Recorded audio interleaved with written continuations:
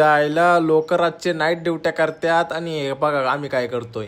सकाळी सकाळी आवरून वाघ डायरेक्ट ऑफिसला आला. तेवढ्यात फरांचा कॉल आला. फरान म्हणे बस स्टँडवर घ्यायला ये. मग काय लगेच घ्यायला गेलो त्याला रूमवर सोडलं आणि परत ऑफिसला आलो. हा बुट्टा बघा, हा कार्टून तर रोजच बघता तुम्ही.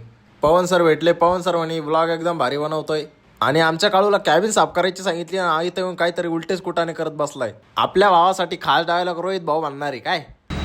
माझा भाऊ माझा जीव आहे काय तोंडे. गोरख सरचा तर विशेष मोक्कार आहे.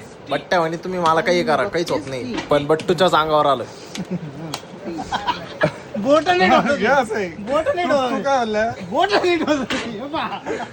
गोपाल 6 महिन्याचा डवरा करून आल्यावर पाणी पित होता आणि वाघाचा व्लॉग म्हणल्यावर 2 बोट तर झालेच पाहिजे. आणि ऑफिस मध्ये कस्टमर नसल्यावर हे असे मोबाईल बघता जसे रूमवर 2-2, 3-3 वाजूस तर मोबाईल बघता, असे मोबाईल बघता ऑफिस मध्ये. आता पीसीची मोठी ऑर्डर आली होती, मग गोपाल असेंबल करत होता.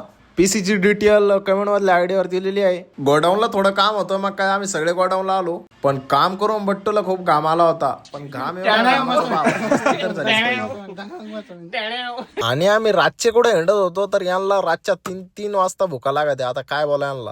आणि काल रात्री आपली इंडिया वर्ल्ड कप जिंकली होती तर गल्लीमध्ये फटाके फोडले होते, पण आपल्या गौरवचं काही दुसरंच चाललं होतं.